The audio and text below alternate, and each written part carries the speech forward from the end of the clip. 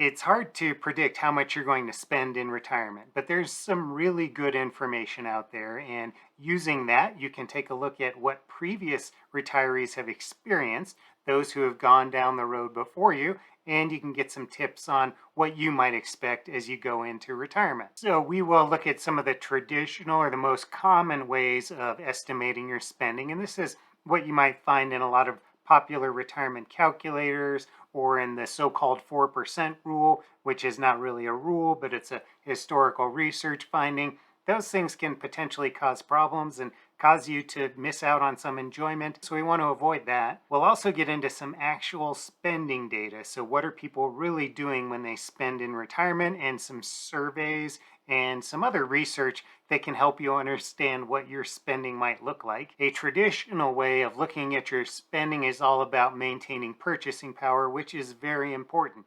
You need to keep up with rising prices and be able to maintain the same standard of living, because if you don't factor in inflation, then that can erode your purchasing power and make it harder to afford the things that you want and need. So most calculators are going to do a fixed increase in your spending each year. And the 4% rule, for example, does the same thing. It just gives you an increase in whatever inflation was for that year, and that continues on indefinitely. And for an oversimplified example, we can see something where you just take a round number, $100,000, for example, and that just increases by an inflation amount every year until the day you die. But it might not necessarily make sense to use a spending plan that just marches on blindly every year with inflation, because the reality is you might experience some different spending patterns in retirement. One example of that is David Blanchett's retirement spending smile, and this gets its name from the smile-shaped spending curve that you might see throughout the lifespan of a typical retiree. So if we oversimplify what this comes from, it's that retirees might, or in his research, they did tend to spend at a rate that was slightly less than inflation. It was inflation minus 1%. So this can get quite technical and in the weeds, but what happens is over time, those healthcare costs typically increase, and at some point, the line comes back up, giving you that smile-shaped chart. That's an oversimplification, of course, but if you look at maybe an alternative to plain old lockstep inflation adjustments, you might find that that's closer to the reality for some people.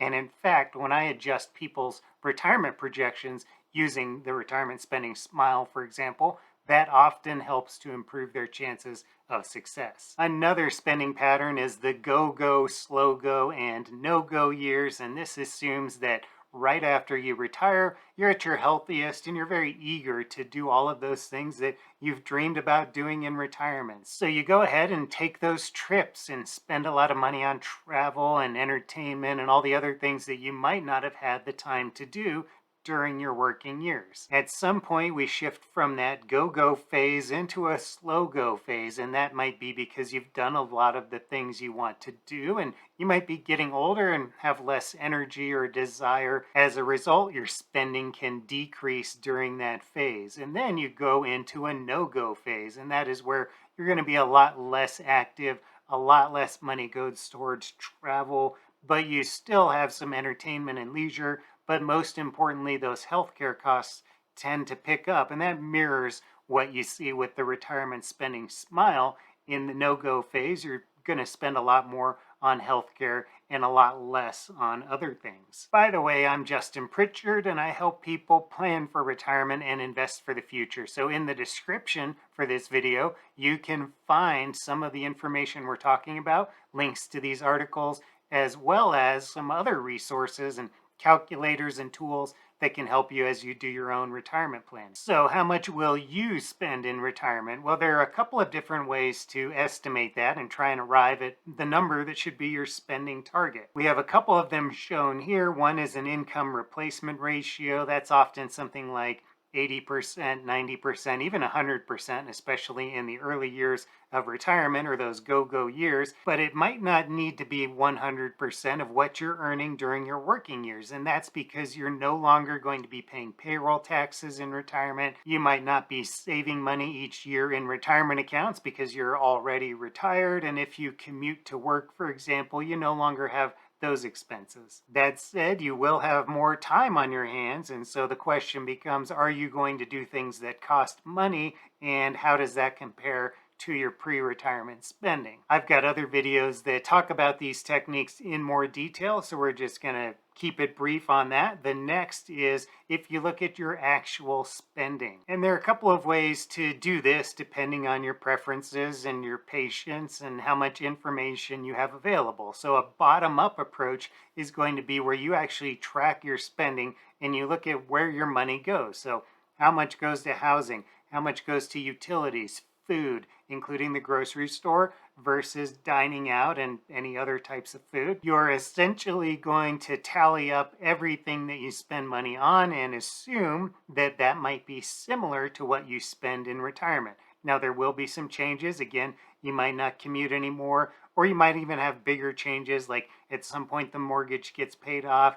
or you stop supporting children, or something like that. But you might assume that your spending is roughly the same as what you spend now, although it could make sense to add in things like vacation spending. The challenge with a bottom-up approach is that it's assuming that you have everything because it seems very detailed, but you might miss things. So it can seem very precise, but it might still be wrong, and that can be problematic. A different way to do it that might catch some of those things that you often miss is a top-down approach. And that's going to be where you start with your income, you know, how much you're bringing in, and you subtract out any taxes and any savings and other things that you don't actually spend money on. And the amount that's left over is what you could assume is what you actually spend on things. And you don't know how much you spend on each thing, but you know that the money goes somewhere. It didn't go to taxes or into a savings account, so it went somewhere.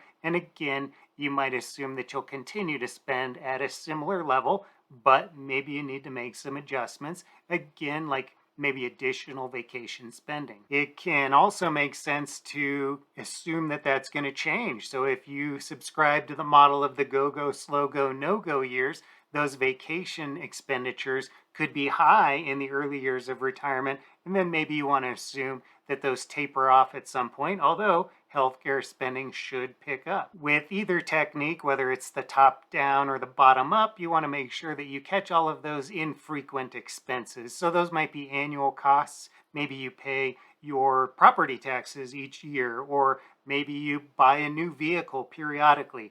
Those are things that you might not catch if you just take a snapshot of 1 year's spending or even a couple of months of spending. It's easy to miss those things, so be sure to add those in as you do this exercise. And a third technique for estimating your spending is a lifestyle range. So you might pick a round number. A lot of people like to pick $100,000, for example, and say, I would be comfortable if I'm able to spend that.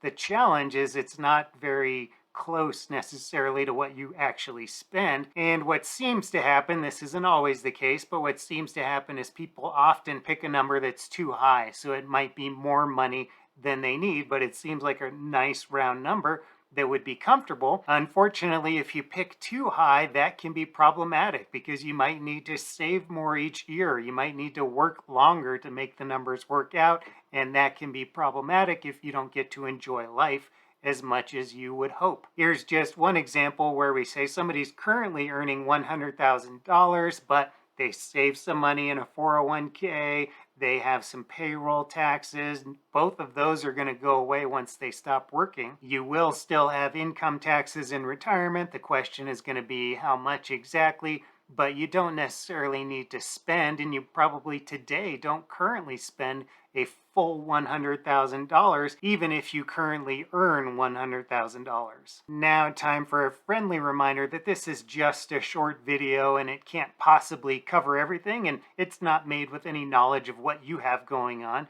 So please do a lot more research please talk with professionals, talk with a financial planner, talk with a CPA and an attorney, and that way you reduce the chances dramatically of having any problems. So hit pause, read that if you need more time, and we'll move on. So where do retirees actually spend their money? What do other people spend their money on? And we have some nice information that can help paint the picture that might be useful for you, might make some light bulbs go on for you. This is some anonymized data that looks at actual transactions in people's bank accounts. So they can't see exactly who spent what on what, but they categorize it, and in the aggregate, they're looking at where money goes for people who are at least partially retired. So they might have some retirement income or they're spending from their assets. By the way, this does show households with investable wealth of 1 to 3 million. So that's relatively wealthy. Most people don't have that much.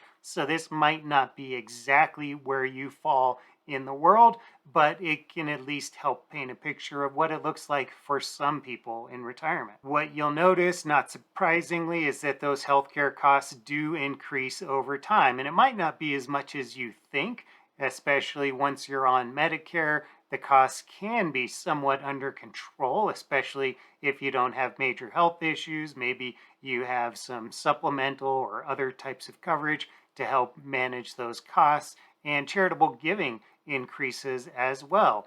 But things like transportation and travel tend to decrease as a part of your spending over time. And going back to the retirement spending stages, you can almost see those here, where the spending starts out high in your 60s, but then it declines, and at some point it tilts back up again, and that is primarily going to be because healthcare is catching up with you. By the way, if you're looking at that housing category, and that seems to almost increase later in life, it's not something that we can necessarily know for sure, but some people might speculate that that has to do with maybe home modifications for those who want to age in place, or maybe they're getting some long-term care at home, so that can contribute to this massive housing category. And looking at data from the BLS, this might be more typical for the average household. You can see some similar patterns here. So it's about $64,000 of spending per year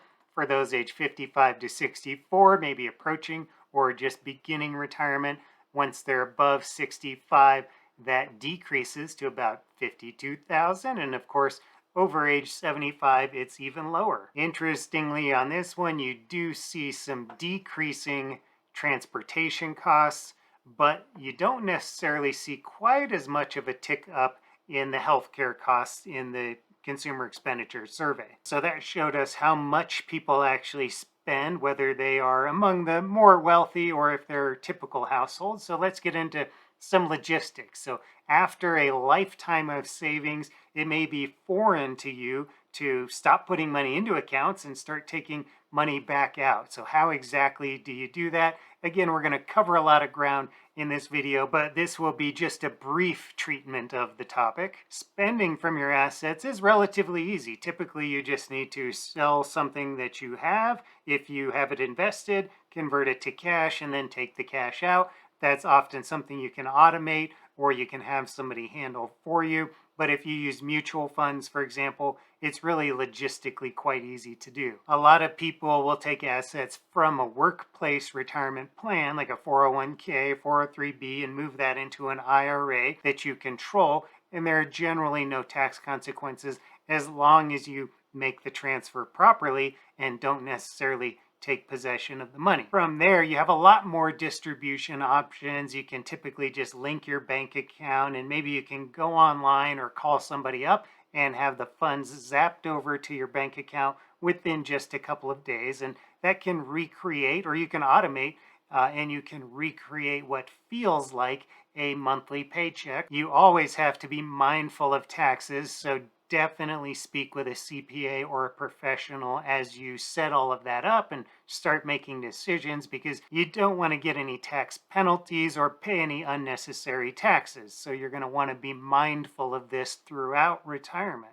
All that said, it's not necessarily the best move in every case to move money out of an employer plan. It might be best just to leave assets where they are, at least for a while or maybe indefinitely. And that's especially true if you have really low costs in your employer plan and if you have a lot of options in terms of managing the logistics and getting money out quickly and easily whenever you need it. For more details on that, check out this other video that should hopefully pop up and covers the topic in much more detail. So let's get into some tips that can hopefully help you manage your spending and maximize your spending so that you can enjoy retirement as much as possible. The first thing to think about is, again, you want to be tax aware, and that might mean paying taxes even though you don't need to. So as you start spending from your assets, you're going to choose where you pull the money from. It might be a Roth account, might be a pre-tax IRA, it might be a taxable brokerage account or a bank account. So the choices you make are going to affect what taxes you pay later. And this can be a big deal, especially much later in retirement. So you want to be looking ahead as you make these decisions. It's not just this year's tax bill, it is the next 10 or 20 years worth of costs that you're going to pay. So for example, by paying some taxes intentionally at a reasonable rate that you're comfortable with, you might be able to reduce the required minimum distributions or RMDs that you have to take later in life, typically after age 72. And that can be helpful because, again, you don't get a big chunk when you don't want it. And also, when you're taking money out and it adds to your taxable income, that could cause more or most of your Social Security to be taxable, and it can also affect how much you're going to pay for health care. So your Medicare premiums might depend on what your income is. So you want to look at all of these different moving parts as you decide what to do and where to pull money from, and maybe doing things like Roth conversions even. Cash reserves often make retirees more comfortable, and that can be helpful in times when the markets go down and you don't want to take withdrawals from things that are at a big loss, because that can take a big bite out of your total assets and it can derail a retirement plan. So if you choose to have some cash reserves, whether it's a couple of years worth or some other amount, that can be something you hold in a bank account or other very safe cash equivalent type investments or vehicles.